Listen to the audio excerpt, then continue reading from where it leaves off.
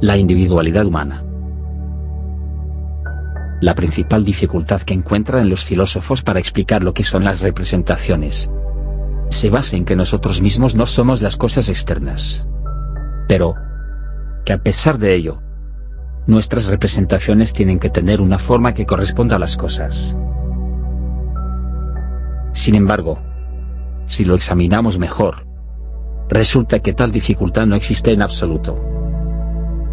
Es evidente que nosotros no somos las cosas externas, pero sí pertenecemos, junto con ellas, al mismo mundo. El sector del mundo que yo percibo como mi sujeto está permeado por la corriente de todo el acontecer universal. Para mi percepción, me encuentro en primer lugar encerrado dentro de los límites de mi epidermis. Pero lo que se halla dentro de esta pertenece al cosmos como un todo. De ahí que para que exista una relación entre el organismo y el objeto externo a mí, no es necesario en absoluto que algo del objeto penetre en mí, o que haga una impresión en mi mente, como un sello en la cera. La pregunta de cómo adquiero conocimiento del árbol que está a 10 pasos de mí está mal formulada. Surge de la creencia de que la periferia de mi cuerpo es una barrera divisoria absoluta, a través de la cual se introduce en mí la información de las cosas. Las fuerzas que actúan dentro de mi piel son las mismas que las que existen en el exterior.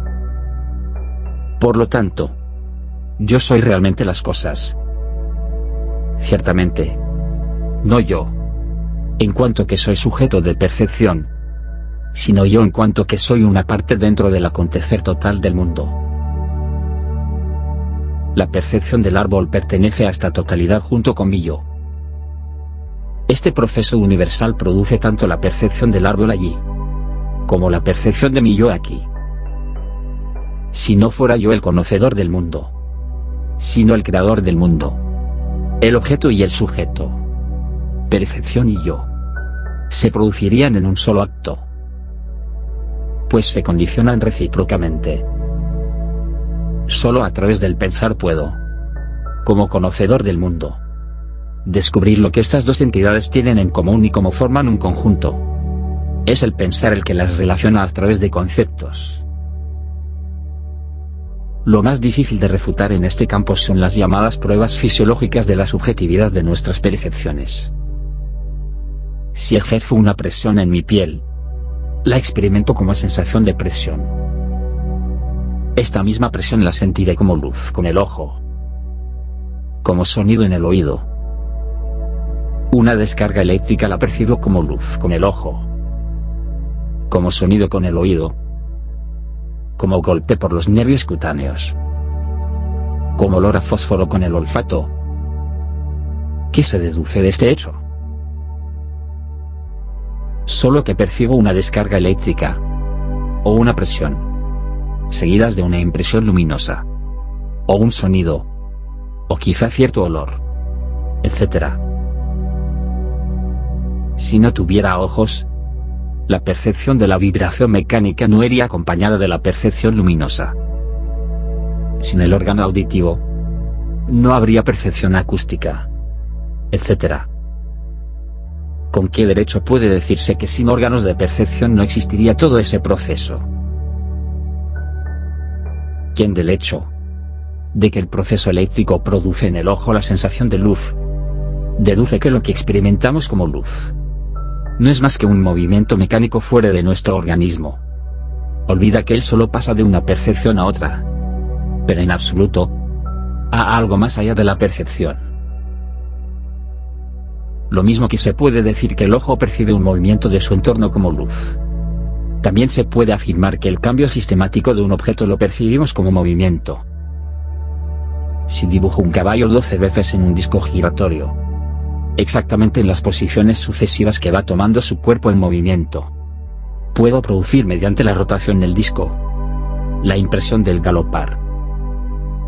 Solo tengo que mirar por un orificio de manera que vaya percibiendo, una tras otra, las sucesivas posiciones del caballo. No veo entonces 12 figuras del caballo, sino la imagen de un caballo al galope. Este hecho fisiológico que hemos mencionado no puede aclarar en absoluto la relación entre la percepción y la representación. Tenemos que buscarla por otros medios. En el momento en que aparece una percepción en mi campo de observación, también mi pensar entra en actividad. Un elemento de mi sistema de pensamiento, una intuición específica, un concepto, se une a la percepción. Pero cuando la percepción desaparece de mi campo visual, ¿qué me queda? Mi intuición unida a la percepción específica que se ha formado en el momento de la percepción. La viveza con la que más tarde pueda volver a representarme esa relación depende del funcionamiento de mi organismo mental y corporal. La representación no es otra cosa que una intuición aplicada a una determinada percepción. Un concepto que en su momento estuvo vinculado a una percepción y cuya relación con dicha percepción ha conservado.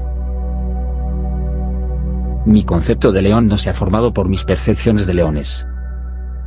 Pero mi representación del león sí se ha formado por la percepción. Puedo hacer captar el concepto de león a una persona que jamás ha visto uno.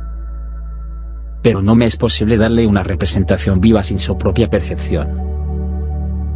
La representación es, por lo tanto, un concepto individualizado. Y ahora nos resulta comprensible el poder representarnos los objetos de la realidad por medio de la representación. La plena realidad de un objeto nos es dada en el instante de la observación, por la unión del concepto y la percepción. El concepto adquiere por la percepción una configuración individual, un vínculo con esa percepción específica. En esta forma individual que lleva en sí como característica la referencia con la percepción, el concepto sigue viviendo con nosotros y formando la representación del objeto en cuestión. Cuando encontramos otro objeto con el cual se vincula el mismo concepto, lo reconocemos como perteneciente a la misma especie que el primero. Y si vuelve a presentársenos el mismo objeto, encontramos en nuestro sistema conceptual no es solamente el concepto correspondiente, sino el concepto individualizado con la referencia específica a su objeto particular, que reconocemos de nuevo. La representación se sitúa por tanto entre la percepción y el concepto. Es el concepto específico el que hace referencia a la percepción. La suma de todo aquello sobre lo que puedo formarme representaciones. Puedo llamarlo mi experiencia. El hombre tendrá una experiencia tanto más rica, cuanto mayor número de conceptos individualizados posea. Al hombre a quien le falta la capacidad de intuición no será capaz de adquirir la experiencia. Vuelve a perder los objetos de su esfera visual, porque le faltan los conceptos que debería vincular a ellos. Una persona con una capacidad de pensar bien desarrollada, pero con una percepción mala debido a órganos sensorios deficientes, tampoco podrá adquirir la experiencia. Podrá formarse conceptos de alguna manera, pero a sus intuiciones les faltará el vínculo vivo con los objetos específicos. Tanto el viajero inconsciente, como el erudito metido en un sistema de conceptos abstractos, son igualmente incapaces de adquirir una experiencia rica. Como percepción y concepto se nos presenta la realidad, como representación, la imagen subjetiva de esta realidad.